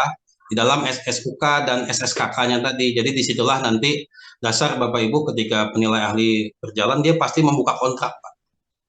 Iya. Dan ketika Bapak Ibu, ketika terjadi, dalam 3 hari Bapak adalah melaksanakan perintah undang-undang. Jadi jangan takut Bapak Ibu. Runtuh, langsung telepon, langsung kirim surat laporan ke LPJK. Jadi nggak usah takut. Ya, Bapak Ibu, ada yang ingin diskusi lagi? Atau Silahkan Bapak Ibu, apalagi yang sering disenggol-senggol teman-teman APH, mungkin apalagi ini. Iya. Supaya clear, Pak. Ini aturan baru, Pak Irwan, jadi perlu kami sosialisasikan dan perlu kita tegaskan bahwa dalam 2 tahun ini sudah banyak yang APH mentol, Pak, di penilai ahli. Ya, ini ada Pak Juhirman nih, Pak. Silakan Pak Juhirman. Silakan Pak Juhirman, sebutkan nama, daerah, dan tempat kerja. Silakan. Selamat siang, Pak Rudi. Siang, Pak Juhirman. Dari PUPR Kota Padang. Oh, dari Kota Medan ya? Padang, Pak Rudi. Oh, Padang, dari Padang. Oke. Padang. Ya, silakan Pak Irwan. Iya. Ini Pak Rudi. Putus-putus, Pak. Di MDP kita kan udah ada di huruf G tentang pengawasan mutu. Di angka 78.3. Iya, kayaknya koneksi di sini kurang bagus nih Pak Rudi. Coba videonya dimatikan aja Pak Juhirman. Videonya coba dimatikan aja. Siapa tahu videonya. Putus-putus, Pak. Ya, silakan Pak Juhirman. Gimana Pak Rudi? Udah bisa jelas? Nah, jelas Pak. Iya, jelas Pak. Di MDP di angka 78.3 ya disebutkan bahwa pejabat yang berwenang untuk menandatangani kontrak bertanggung jawab atas kegagalan bangunan yang terjadi setelah jangka waktu yang ditetapkan. Ya. Nah, jadi di sini sudah dipastikan Pak Rudi, setelah jangka waktu 10 tahun atau 8 tahun, yang bertanggung jawab itu adalah PPK. Jadi penyedia tidak ada lagi. Ya. Nah, di sini gimana nih penjelasannya Pak Rudi? Jadi begini Pak, terima kasih Pak Juhirman, ini sangat bagus sekali bagaimana melindunginya. Jadi Bapak Ibu yang saya hormati, mungkin Bapak Ibu selama ini lupa, konstruksi itu perlu umur konstruksi Pak. Siapa yang menetapkan? PPK-nya. Ketika dia menetapkan 9 tahun itulah umur konstruksinya Pak. Setelah itu terjadi, selesai Pak. Nggak ada urusan lagi. Umur konstruksinya sudah habis. Makanya Bapak Ibu, di dalam program mutu konsultan, nanti saya bukakan rencana program mutu ya Bapak, itu dicantumkan umur konstruksi bangunannya Pak. Ini yang sering PPK lupa, ya Pak ya. Langsung saja dasarnya 5 tahun, 6 tahun, itu nggak ada Bapak Ibu. Yang tahu dengan umur konstruksinya adalah perancangnya. PPK-nya menetapkan, setelah lewat, ya sudah mau untuk tahun ke-11, 12, umur konstruksinya sudah habis Pak. Clear Bapak Ibu ya? Clear Bapak Juhirman? Pak Juhirman gimana Pak Juhirman? Clear? Itu yang maksud saya pertanyakan di situ Pak. Ya, yang saya begini Pak, Bapak menyatakan setelah 10 tahun. Nah sekarang umur konstruksinya kan 10 tahun Pak yang dirancang. Benar. Expired Pak, dia sudah umur ke-12, 13, 14. Dia dibangun, kalau untuk bangun lagi. Paham Bapak Ibu? Iya, makanya yang saya pertanyakan itu Pak Rudi, bunyi kalimat yang menyatakan bahwa yang bertanggung jawab itu adalah pejabat peneretangan kontrak tadi. Iya Bapak Ibu. Harusnya kan tidak ada lagi yang bertanggung jawab gitu. Iya, maksudnya bertanggung jawab itu adalah nih, ketika nanti hasil penilaiannya Bapak Ibu, sekali lagi, yang bisa menilainya adalah penilai ahli. Jadi bukan saya harus bertanggung jawab, bukan. Nanti dalam laporannya Bapak Ibu, di dalam laporan penilaian ahli itu tanggung jawabnya nanti dibuat. Nanti akan dibuat penyebab runtuhnya itu apa. Salah satu yang sering kami muat adalah karena umur konstruksinya sudah lewat. Jadi clear Bapak Ibu. Jadi tidak akan menyebabkan Bapak Ibu bertanggung jawab kalau dari awal Bapak Ibu PPK memuat umur konstruksi bangunan. Kemudian ada yang tanya nih, berapa tahun Pak? Yang tahu adalah perancangnya Pak, dan PPK yang menetapkan. Jadi selama ini di dalam program mutu banyak saya temukan ketika saya membantu teman-teman APH, itu tidak ada Pak mencantumkan umur konstruksinya, padahal ini bagian dari program mutu konsultan Bapak Ibu. Jadi kendalikanlah konsultan itu di dalam laporan akhirnya Pak Jerman. Saya kira itu jawaban saya Pak Jerman. Siap, terima kasih banyak Pak. Ya, Ya. Jangan lupa ya Pak ya, program mutunya ya mulai hari ini ya, diperkuat. Siap. Jadi intinya juga baru dia di asimetrasinya PPK dari perencanaan sampai SSKK itu ya di harus detail Pak. Harus detail ya. Harus detail karena Anda akan nanti Pak, mohon maaf Bapak Ibu, segala sesuatu itu ketika berurusan dengan hukum semuanya berbicara di dalam kontrak Pak. Iya. Nah, dan saya sudah sering Pak, jadi saya ini hampir 20 tahun sudah bolak-balik Pak, dipanggil baik sebagai penyedia, kadang dipanggil sebagai ahli, mulai Undang-Undang 18 yang menakutkan itu Pak. Jadi kegagalan bangunan itu menakutkan bagi saya Pak, karena ada risiko pidana. Dan sekarang saya hidup di Undang-Undang 2 2017, ada PP itu, itulah kenapa saya menyampaikan kepada Bapak Ibu sekalian sekali lagi, undang-undang ini dia tidak mencari kesalahan, dia mencari pihak yang bertanggung jawab secara perdata, Bapak Ibu. Dan itu keputusannya final oleh penilai ahli. Jadi seperti MK saja, Bang Irwan, final dan mengikat, tidak bisa digugat lagi. Jadi siapa? Bisa pengguna, bisa penyedia. Jadi clear ya Pak Irwan ya? Sekali umurnya tanyakan kepada perancangnya, bukan tanya kepada PPK. Siap, ya. Ya, Bapak Ibu, ada lagi yang ingin berdiskusi? Silakan atau bertanya. Silakan. Atau sudah paham semua tentang kegagalan bangunan? Tidak apa-apa Pak Irwan, pelan-pelan, karena emang merubah image puluhan tahun itu agak susah Pak, mindsetnya. Betul. Karena Undang-Undang 1899 itu sampai 2017 itu kan hampir puluhan tahun Pak. Benar. Nah, gebrakan di pemerintahan saat ini di 2021 Pak. Nah, ini ada di kolom chat ini baru Ya. dari Pak Hendratma nih. Jadi ingat pasca gempa ulang di Turki banyak kontraktor yang ditangkap APH. Baik, saya jawab ini Pak. Iya.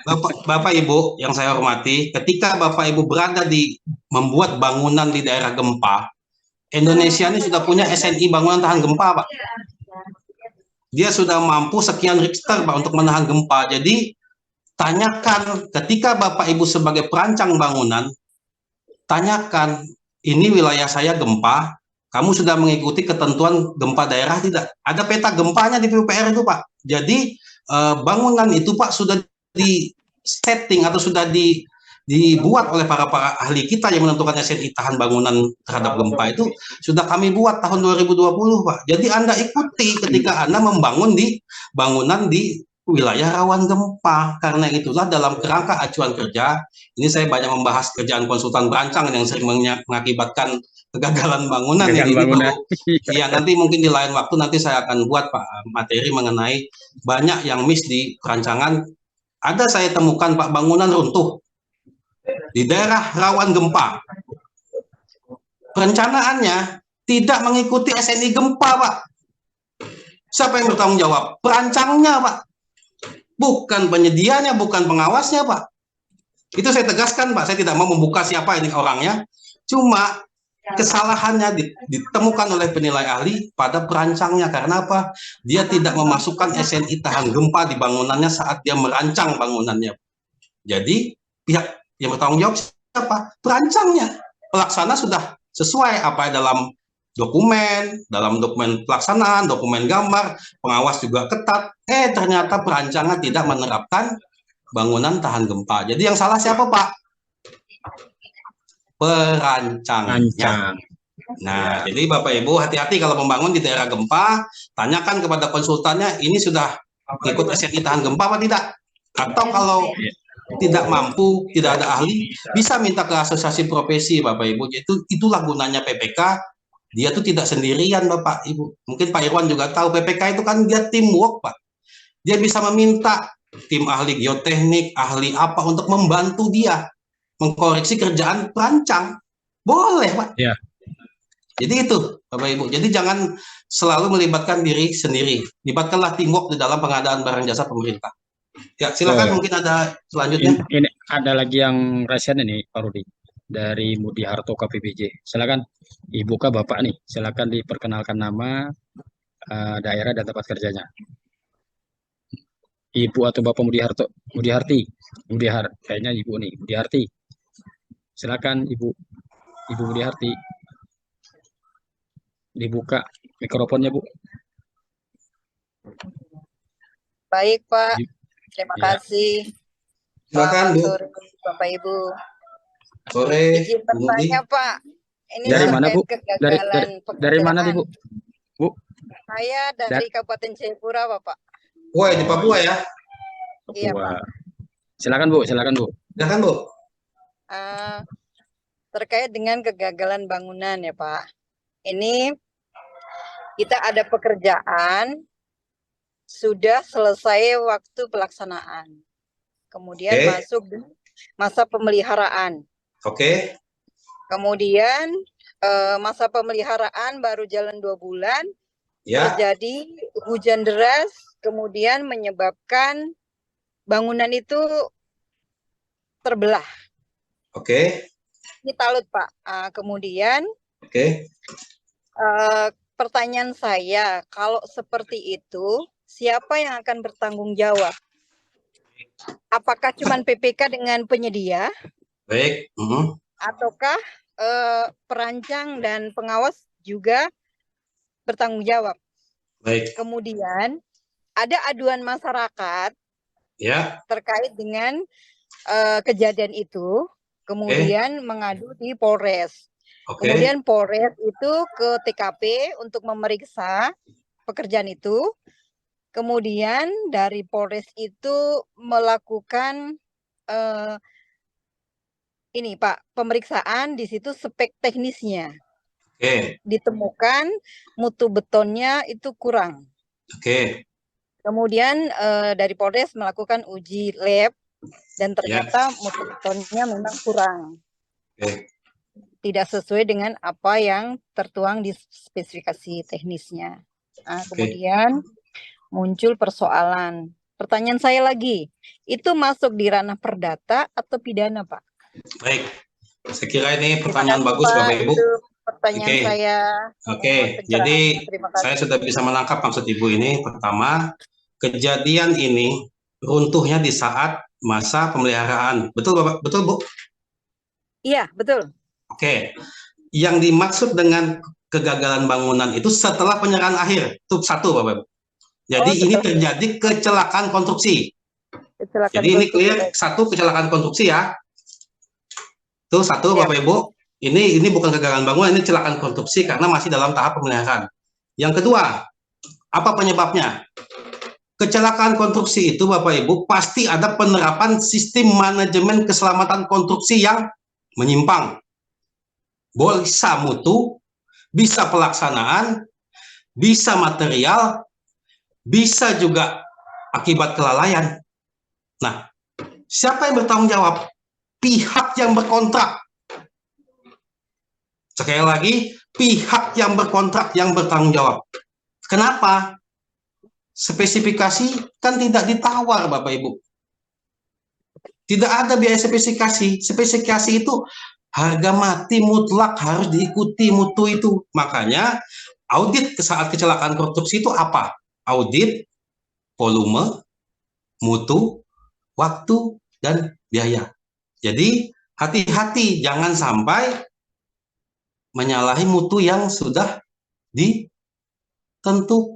Karena itu terapkanlah Permen PUPR 10/2021 dengan baik. Nah, itu yang kedua. Yang ketiga, siapa ini yang bertanggung jawab? Pertama, saya bedah dulu.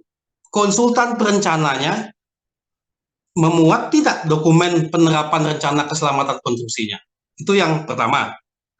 Yang kedua, ketika pelaksanaan lengkap tidak dokumen rencana mutu pekerjaan konstruksinya? Siapa yang membuat? Kontraktor. Yang ketiga, pengawas. Bagaimana laporan hariannya? Bagaimana laporan mingguannya? Bagaimana pengujian mutunya? Kok sampai lepas mutu ini? Nah, itu yang nanti mungkin saja kalau itu sampai menyebabkan kecelakaan, itu APH bisa masuk, Bapak Ibu. APH itu bisa masuk di kecelakaan konstruksi, Bapak Ibu. Berbeda dengan kegagalan bangunan. Tapi Bapak Ibu, ini masih dalam tahap pemeliharaan. Siapa yang bertanggung jawab? Bu Mudi? Siapa yang bertanggung jawab, Bu Mudi? Saya tanya balik. Nah, Pelaksana, Pak. Dan PPK. Betul sekali. Nah, yang terakhir, kenapa Polsek pihak APH menemukan spesifikasi? Ya karena dia memanggil ahli, bukan penilai ahli. Dia memanggil ahli untuk mengecek. APH itu kan bukan tenaga ahli, Pak. Dia memerlukan bantuan. Ketika datang seorang ahli, dia cek pekerjaan itu. Oh iya, Pak, ternyata tidak sesuai mutunya. Jadi semua pihak di dalam kecelakaan konstruksi, maka berhati-hatilah di saat pelaksanaan kontrak. Jalankan SMKK dengan baik. SMKK itu boleh ditawar, Bang Irwan. Bahkan ada yang nol. Ditawar, Pak Rudi. Iya, itu tapi ada biayanya. Iya, ada yang juga kadang murah sekali. Cuma yang tidak bisa ditawar itu penerapannya, Pak. Bapak Ibu, silakan Anda nawar biaya berapa, tapi penerapannya wajib di saat memulai sampai serah terima pertama. Jadi clear, Bu Mudi ya? Bapak izin, force major-nya bisa dipertimbangkan nggak, Pak? Jadi begini Bapak Ibu, post major, sekali lagi post major. Saya katakan post major itu ada badan, ada instansi yang mengeluarkan. Nah, ini bangunannya apa tadi? Bapak. Bendungan ya, bendungan Bu. Talot. Oh, talot, penahan bendungannya. Penahan ya, bendungan. Nah, saat itu hujan lebat ya, runtuh gitu ya. Iya, hujan lebat, Pak. Iya. Memang Perencanaannya dari BMKG memang sudah ada juga data dukungnya terkait pada hari itu. Ya. Jadi gini Bapak Ibu, ini daerah gempa ya? Daerah banjir, gempa? Enggak. Daerah banjir, gempa? Rawan banjir. Oke, rawan banjir. Saya tanya, perancangan ada tidak membuat kajian berapa ketahanan bangunannya ketika banjir? Dia harus tahu umur konstruksinya, Bapak Ibu. Dia harus mengantisipasi bangunan airnya tahan berapa tahun terhadap bencana yang sering lewat. Jadi seorang perancang itu dia wajib dengan program mutunya, Bapak Ibu. Dia harus membuat kajian sampai berapa tahun. Jangan cuma hujan dikit roboh. Jadi itulah gunanya program mutu, Bapak Ibu, yang selama ini kami teriak kepada PPK. Tolong Pak konsultan itu diminta program mutunya. Jangan hanya sekedar gambar saja. Jadi di situ Bapak Ibu nanti APH itu akan melihat dia merancang itu untuk bangunan berapa tahun. Saya tanya, itu berapa tahun Bu dirancangnya? Ketahanan umur konstruksi berapa tahun? 10 tahun, Pak. Nah, karena Kopas Kopas kan? Iya. Nah, artinya apa? Kopas ini yang menyebabkan Ibu masalah. Makanya detailkanlah segala sesuatu. Dan Bapak Ibu, saya buka ini ilmu. Bangunan air itu saya pernah membuat umur konstruksinya 3 tahun, Bu. Sebuah bangunan itu bendungan yang tekanannya sangat kuat, kami prediksi hanya 3 tahun. Nanti selama 4 tahun bukan urusan saya. Jadi jangan Kopas 10 tahun, Bu. Tidak ada standar itu 10 tahun, tidak ada. Yang tahu itu perancangnya, dia yang menentukan umur konstruksinya. Jadi jangan Kopas di SS. UK 10 tahun itu maksimal, tidak lebih. Itu karena ditentukan dalam undang-undang, tidak lebih dari 10 tahun. Kurang boleh. Saya pernah bikin 3 tahun bendungan air, Bu. Selesai. Iya. Ya gimana Jadi Ibu ditetapkan. Pak izin berarti konsultan juga wajib mutu ya, Pak? Oh iya, konsultan itu program mutu. Kalau kontraktor itu rencana mutu pekerjaan konstruksi, RMPK, Bu. Jadi wajib program mutu. Jasa konsultasi itu wajib program mutu, Bapak Ibu. Untuk di perancangan Pak Anu ya Pak Rudi ya. Iya. Di perancangannya program mutunya harus ada. Harus ada. Itu jangan cuma rap gambar Bapak Ibu, kebiasaan iya, ini. Ada sama dengan konseptual SMKK-nya kan? Iya, itu Bapak. Nah, itu. Ya, itu Bu bagian dari gimana? output perencanaan ya Pak? Program mutu itu output perencanaan berada di dokumen akhir, Ibu Mudi. Sebentar saya coba share ya. Nanti kalau saya share aja deh ke Bapak Ibu bagaimana contoh membuat program mutu yang memuat umur rencana konstruksi. Jadi disitulah PPK itu mengambil keputusan penetapannya. Nanti saya share Bapak. Gimana Bu Murtiarti sudah Ya clear? Bapak. Kalau masalah APH silakan saja. APH periksaan ini masih dalam tahap pemeliharaan. Penyediaannya bertanggung jawab Bapak Ibu. Iya. Ya, makasih Bu Murtiarti ya. Makasih Pak. Ya. Sukses Bu, semangat aja. Nggak apa-apa. Iya Pak. Ya Pak. Ini ada yang di kolom chat ini Pak Rudi. Silakan baru saya mau tanyakan juga nih. Saya mau bangunan RS berapa tahun maksimal Pak? 10 tahun. 10 tahun juga ya Pak ya. Ya, itu ada di dalam PP 16. Ya.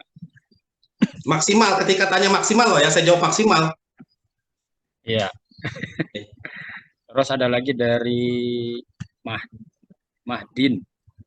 Jika ada referensi standar umur rencana atau layanan suatu konstruksi, jalan atau jembatan untuk menjadi nilai minimal umur rencana, jika ada referensi. Referensinya dari output perencana, Pak. Jadi tidak bisa dipukul rata sama. Iya. Ada jembatan standar, ada jembatan non standar, ada jembatan bokalpet. Masa bokalpet sampai 10 tahun? Bokalpet 200 juta umurnya 10 tahun. Bagaimana Bapak Ibu membuat seperti itu? Itu kan nanti mengakibatkan Bapak Ibu juga terjebak dalam masalah. Ada bokalpet, bangunan sederhana gitu, dibuat 10 tahun, kompas saja. Ketika runtuh tahun ke-9 Anda harus bertanggung jawab. Iya. Karena itu perencana. Jadi saya tidak ingin membahas ke sana Bapak Ibu karena mungkin di lain waktu nanti akan saya berikan materi bagaimana membuat program untuk perancangan. Saya kira itu harus perencana itu harus ada kajian loh Pak Rudi ya. Kajian untuk menentukan umur bangunan tersebut. Tapi kebanyakan gini Pak Rudi, perencanaan tahun ini. Ya. Pelaksanaan fisiknya tahun ini juga. Itu yang menyebabkan jadi perancangan ini tidak terlalu diteliti gitu loh. Nah, itu yang jadi sebenarnya kan kalau di peraturan LKPP nomor 11 itu kan 1 tahun sebelum. N-1 sebelum. Iya, N-1 itu harus ada perencanaannya. Nah, yang saya temukan juga tahun ini direncanakan, tahun ini juga fisiknya dijalankan. Iya, dari mana Bapak Ibu tahu nilainya kalau belum ada outputnya? Iya, oke, silakan yang ingin diskusi lagi Bapak Ibu, yang punya ada Pak Iwan itu, ada Pak Iwan di kolom chat apa itu? Silakan tanya langsung aja Pak Iwan. Iya, Pak Iwan silakan Pak Iwan, langsung aja bicara dengan narasumber. Pak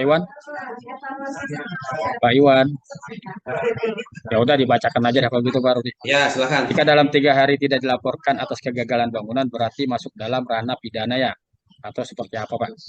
Baik. Misalnya 3 hari, setelah 3 hari berarti ini Pak Rudi. Oke. Pertama Bapak Ibu, kegagalan bangunan itu kan 3 hari.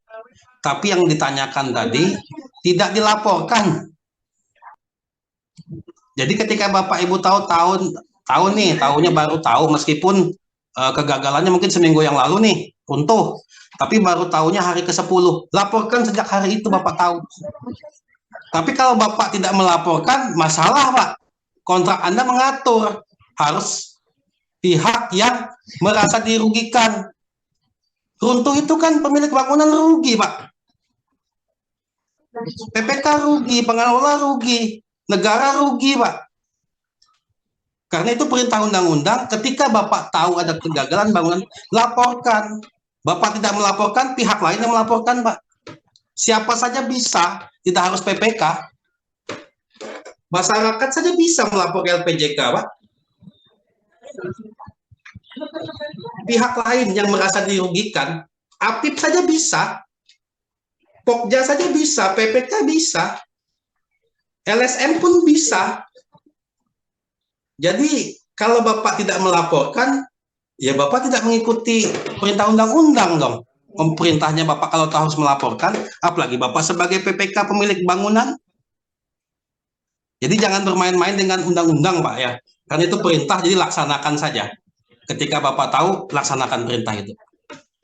Ya. Masalah itu nanti masuk ranah pidana, itu APH, Pak, bukan kami yang mengurusnya. APH, Pak. Seseorang yang dinyatakan masuk ranah pidana itu kan APH. Jadi sebelum APH masuk, ikuti saja perintah undang-undang. Jadi itu, Pak Iwan. Siap. Ada lagi Bapak Ibu? Silakan. Ada Bu Betty ya? Ada Bu Betty. Dibacakan aja Bu Betty. Bu Betty silakan langsung bicara. Ini. Ya Pak, izin. Ya Bu Betty silakan. Silakan Bu Betty. Ya. Dari mana Bu Betty? Ya, dari UKPBJ Kabupaten Subang Pak. Subang ya? Ya. Sehat Pak. Ya. Dari mana UKBJ ya? Pokja ya? Iya, Pokja juga, pejabat pengadaan juga Pak. Nah, yang kami sering temuin di lapangan itu Pak, kadang PPK itu terima mentah-mentah lah gitu produk dari si konsultan perencana tanpa dilakukan review lagi. Nah, mungkin itu salah satu faktor yang bisa mempengaruhi kegagalan bangunan juga kali ya Pak ya? Jadi begini, Bu Betty Pokja ya? Pokja dan pejabat pengadaan, Pak. Oke.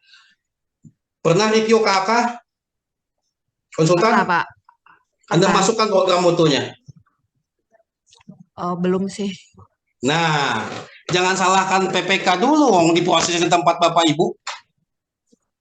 Bapak Ibu ini kan filter pertama untuk memproses pemilihan. Iya, betul. Nah, jadi Bapakmu, Ibu Betty muat di dalam kerangka acuan kerjanya program mutu. Selesai itu. Oh, bukan dari ranah PPK-nya dulu ya Pak ya. Begitu dia terima produk dari si konsultannya, dia kan melakukan review kan biasanya ya dari hasil. Nanti Bu, itu produk. akhir Bu. Kita dalam sebuah pekerjaan jasa konstruksi itu Bapak Ibu, itu jangan lihat di akhir. Makanya ketika saya dipanggil sebagai ahli itu, saya meruntut dari perencanaan sampai ke output akhir. Nah, ini masalahnya di mana? Kadang PPK bahasanya tidak ada review. Lawang di dalam KAK-nya tidak Ibu review, tidak dimuat program mutunya, jadi sama-sama ini program mutunya tidak dibuat. Bagaimana? Tapi kalau dimuat, otomatis nanti kan masuk di output. Betul Bu Betty? Iya betul Pak. Nah, jadi Bapak Ibu itu juga adalah pelaku jasa konstruksi sebagai pejabat pengadaan Bapak Ibu. Jadi mohon maaf Bapak Ibu yang saya hormati, tidak hanya pengelola sama perpres, tapi juga harus mengerti undang-undang, harus mengerti pengaturan Menteri PUPR.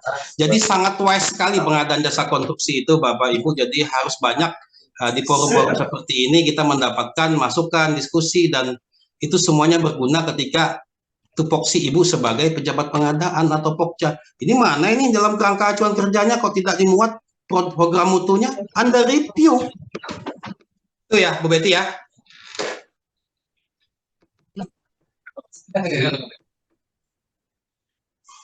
Ya, gimana Bu Betty? Iya Pak, makasih. Ya, makasih Bu Betty. Jadi tugas Anda itu mereviewnya. Kenapa sampai tidak ada program mutu? Anda harus review KAK-nya. Ya, siap. Tapi gini juga Pak Rudi. Ya. Gini juga Pak Rudi, saya kan juga sebagai Pokja. Ketika kita mereview minta program mutu, itu nanti bikinnya salah-salah juga. Nah, kan tugasnya kalau kan, asal-asalan ya, Anda tidak boleh menayangkan Pak, nanti berbahaya pekerjaan ini. Anda begini Pak Rudi, kan Pokja ini kan juga tidak semua dari teknis. Yang tahu teknis kan di PPK. Oke. Nah, ketika kita melihat cuma ada program mutu aja, itu kita terima aja. Karena kita pertama lihat review, belum ada program mutu. Ya. PPK Pokja itu kan bisa dibantu oleh tim ahli. Jangan Anda sendiri. Anda libatkan kami ini, Pak. Kalau Anda tidak mengerti, Anda libatkan kami. Ya. Jadi jangan nunggu, karena Pokja itu berhak membentuk tim. Jangan sendiri, kalau Anda tidak mengerti, Anda meraba-raba nanti. Ya. Jadi bisa minta bantuan, Pak. Pokja itu bisa minta bantuan ahli keselamatan konstruksi. Kan sudah ada di Perpresnya, Pak. Iya kan?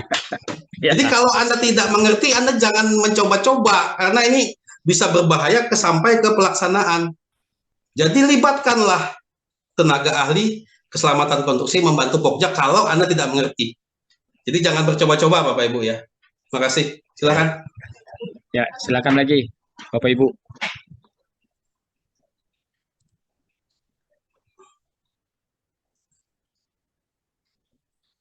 Silakan Bapak Ibu yang ingin diskusi. Silakan Bapak Ibu, silakan tanya. Silakan bertanya apa saja keluhan Bapak Ibu mengenai kegagalan bangunan, kecelakaan konstruksi, supaya kita diskusi Bapak Ibu. Ini memang kewajiban kami Pak Irwan dalam asosiasi profesi untuk menyampaikan regulasi terbaru mengenai jasa konstruksi ini Pak. MDP itu tidak baku Pak, MDP bukan SDP. Model dokumen pemilihan itu bisa diubah Bapak Ibu. Berbeda dengan SDP standar. Karena itu masukkanlah poin-poin penting di dalam syarat-syarat khusus kontrak. Bukan terima kopas dari, mohon maaf, dari MDP, Pak. MDP itu diisi, Pak, sesuai dengan keadaan dan realisasi aturan terbarunya.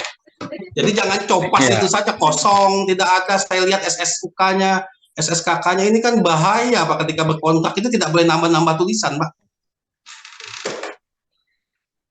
Jadi mitigasilah dari awal ketika membuat kontrak. Jangan kosong. Anda bisa bersengketa kalau nambah pasal di luar rancangan kontrak. Ya. Baik, silakan. Bapak Ibu, silakan Bapak Ibu.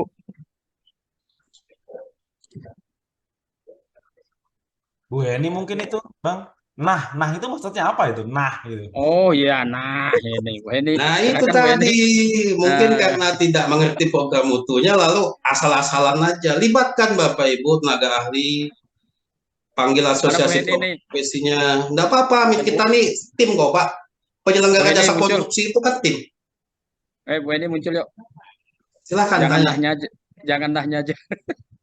Saya khawatir ini nanti banyak review yang bermasalah ini nanti setelah webinar hari ini. Mohon maaf Bapak Ibu Pokja, Bapak Ibu tuh diberikan kewenangan untuk membentuk tim. Panggil tim ahli yang mengerti keselamatan. Panggil, jangan hanya sekedar dari PPK saja. Kalau memang itu ada hal-hal yang berbahaya atau hal yang nanti bisa mengganggu. Dibalik aja ya Bang Rudi. Jadi masuk ke Pokja harus sudah direview oleh ahli dan PPK gitu. Iya. Kalau Anda tidak mengerti, Anda jangan meraba-raba, Pak. Tanyakan ke ahlinya dan itu nanti terdokumentasi, Pak Irwan. Terdokumentasi di dalam berita acara harus ada pendapat ahlinya. Saya pernah menangani ini, Pak Irwan, di pekerjaan resiko tinggi. Pokjanya tidak mengerti, mohon maaf, keselamatan risiko tinggi atau menengah. Pekerjaannya kecil saja, Pak Irwan, 800 juta, tapi ini pekerjaan yang cukup berbahaya, tidak mengerti mereka mengenai keselamatan resiko tinggi gitu. Jadi dia minta bantuan. Iya. Silakan. Ayo. Bapak Ibu. Silakan. Diskusi-diskusi atau diskusi bagaimana menjadi penilaian ahli. Nah, bisa Bapak Ibu nanti saya share di sini ya, Pak Irwan ya. Iya. Surat anunya pendaftarannya bisa, nanti saya kasih suratnya. Nah, nanti pendaftarannya boleh. Nanti Pak Rudi yang daftarkan, gimana Pak Rudi ya? Nanti saya buat surat pengantar dari asosiasi profesi, boleh? Iya, karena gini Pak Rudi, saya baca itu di Permen PUPR 8 2021 itu untuk menjadi ketua penilaian ahli jenjang 9. Iya. Ya, kebetulan ya alhamdulillah saya jenjang 9 Pak Rudi. Ya, tapi begini Pak, ASN itu kan nanti ada surat tugas dari pimpinannya Pak. Betul. Nah nanti Bapak muat saja apa-apa saja pengalaman Bapak. Jadi di dalam 10 tahun itu harus dirincikan Pak, bangunannya apa saja, kemudian juga pernah tidak mendampingi ketika terjadi kegagalan bangunan, itu poin penting. Yang Nah, kedua itu yang belum juga, pernah. nah Bapak pernah ikut tidak ahli keselamatan konstruksi bimbingan? Belum ya? Kalau bimbingannya pernah, pelatihannya Sudah. pernah. Ya, Saya boleh, sering jadi saksi ahli malah Pak Budi. Tidak ada saksi ahli, Pak. Yang ada hanya saksi dan ahli, Pak. Tidak ada saksi ahli, Pak. Saya dihadirkan di pengadilan untuk jadi saksi itu ahli. namanya pemberi keterangan ahli, Pak. Iya. Tidak ada saksi ahli, Pak. Surat tugasnya saya dapatnya saksi ahli. Nah, ya itu kadang inilah yang undang-undang ini yang dalam jasa konstruksi perlu diluruskan, Pak. Iya. Tidak ada saksi ahli, Pak. Oke. Yang ada hanya saksi dan ahli, Pak. Iya, dia ada di kolom chat ini. Ya, silakan. Rita S. Silakan Ibu Rita S, apa mau disampaikan atau gimana? Ibu Rita S, langsung bicara aja dengan Pak Rudi. Baik. Keselamatan risiko tinggi kita minta bantuan kemana? Bapak Ibu, ya saya bacakan ya. Yang menentukan keselamatan risiko tinggi kan perancangnya, Pak, di dalam outputnya. Ya kan? Yang menentukan tingkat keselamatan risiko konstruksi tinggi, rendah, menengah itu kan PPK berdasarkan output perancangnya. Iya. Nah, kalau Bapak Ibu artinya apa? Ini dia memerlukan seorang ahli utama keselamatan konstruksi, Pak, untuk mereviewnya kalau Bapak Ibu minta bantuan. Iya. Jadi clear ya Bapak Ibu ya. Jadi kalau itu resikonya tinggi ditetapkan oleh PPK, maka perlu bantuan dari ahli yang utama. Tapi Bapak Ibu, ya di dalam tender itu kan hanya memuat salah satu saja kan lulus, Pak, tidak gugur. Evaluasinya loh Bapak, ketika Bapak sebagai Pokja. Iya. Tapi ketika Bapak berkontrak nanti harus dilengkapi saat pelaksanaan. Nah, kalau tidak lengkap itu bisa diputus kontrak, Pak. Jadi penerapannya itu kan keselamatan konstruksi itu saat berkontrak, Pak, bukan saat tender. Paham Bapak Ibu ya? Jadi kalau dia tidak melengkapi dokumen keselamatan konstruksinya, beri surat peringatan. Yang kedua, bisa diputus kontrak. Dibahas saat PCM kalau dia tidak menyanggupi keselamatannya. Putus kontrak, selesai beri sanksi. Jangan main-main dengan keselamatan, Mbak. Iya. Ini nyambung lagi di Bu Rita nih, Pak Rudi. Untuk bangunan rumah sakit banyak. Untuk ikuti saja, bangunan gedung itu ada di PP 16 tahun 2021, Pak. Betul. Iya. Ikuti PP 16 tahun 2021 dan di situ sudah jelas Bapak Ibu, itu harus menggunakan persetujuan bangunan gedung. Itu satu. Iya. Yang kedua, itu harus melewati TPA, Pak. Perancangnya itu harus melewati TPA untuk mendapatkan PBG-nya. Disitulah gunanya para ahli itu berkumpul, melihat, mereview sebelum itu ditenderkan, dipelajari Pak Irwan oleh TPA-nya. Jadi jangan membebankan seluruhnya kepada PPK dan konsultan. Ada filter lagi Pak di dalam bangunan gedung rumah sakit, itu namanya SIM-BG. Jadi lewati tahap itu. Kalau Bapak Ibu tidak melewati tahap itu, nanti bisa bermasalah Bapak Ibu. Jadi jangan semuanya dibebankan juga. Untuk bangunan gedung sudah ada aturan mengenai SIM-BG dan PBG. Mau bangunan apa saja, gedung rumah sakit, gedung sekolahan, gedung pemerintahan, itu ikuti PBG di dalam PP 16 2021. Kira itu peraturan bangunan gedung. Siap. Ya. Ya. Ini sudah waktunya Pak Rudi. Ya. Sudah pas, lewat sedikit lah ini. Ya, mungkin ada yang mau disampaikan dari Pak Muklis. Sampaikan. Ya, makasih Bang Irwan, Bang Rudi. Pokoknya yang saya ingat itu rubuh lapor gitu aja. Iya. itu penting gitu, itu penting gitu ya kan. Apalagi tadi sudah disampaikan Bang Rudi kemana kita harus melapor. Ya kan, sudah sangat jelas gitu kan. Terima kasih Bang Rudi, sebenarnya luar biasa nih diskusi kita, memberikan pemahaman yang luar biasa buat teman-teman, karena biar nggak dikit-dikit pidana gitu ya Bang Rudi ya. Jadi kita sudah bisa tahu bagaimana kita jika terjadi kegagalan. Saya mewakili Muji Santoso Training Consulting mengucapkan terima kasih Mbak Rudi. Mudah-mudahan Mbak Rudi bisa memberikan nanti ke depannya materi-materi yang lebih menarik dan bisa bermanfaat buat teman-teman. Demikian Mbak Rudi, terima kasih. Bang Irwan. Ya, makasih Pak Muklis atas penyampaiannya. Mungkin dari narasumber Pak Rudi bisa menyampaikan closing statement terkait materi kita hari ini. Baik, silakan terima kasih. Pak Rudi. Terima kasih Bapak Ibu yang saya hormati. Kesimpulan saya sebagai narasumber hari ini, pertama, kegagalan bangunan bukan sebuah keniscayaan. Kegagalan bangunan bisa terjadi menimpa siapapun. Karena itu, yang kedua, kegagalan bangunan itu sudah diatur secara detail di dalam undang-undang, di dalam PP, di dalam Permen PUPR, dan di dalam ketiga aturan itu tidak ada pihak satupun yang berhak menilai kegagalan bangunan, termasuk seorang ahli. Semesti umpama dalam hal ini contoh saya tidak boleh menyatakan kegagalan bangunan kalau saya bukan benar ahli, Pak Irwan. Itu yang kedua. Yang ketiga, undang-undang memerintahkan, PP memerintahkan terjadi kegagalan bangunan dalam waktu 3 kali 24 jam.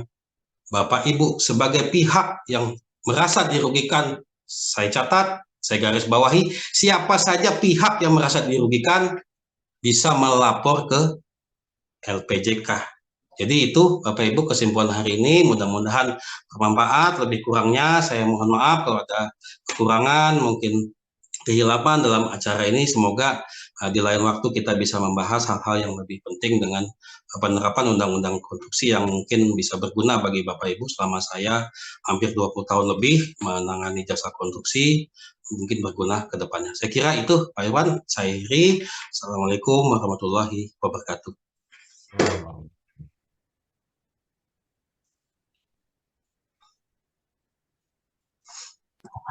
Ya Bapak Ibu, akhirnya waktu juga yang memisahkan kita untuk hari ini. Saya selaku moderator sebagai pemandu acara hari ini mohon izin undur juga. Semoga kita semua sehat terus dan selalu menjaga kesehatan. Terima kasih untuk Pak Muklis dan Pak Rudi sebagai narasumber dan admin MTSTC. Saya selaku moderator undur diri. Salam pengadaan, salam sehat selalu. Wassalamualaikum warahmatullahi wabarakatuh. Waalaikumsalam.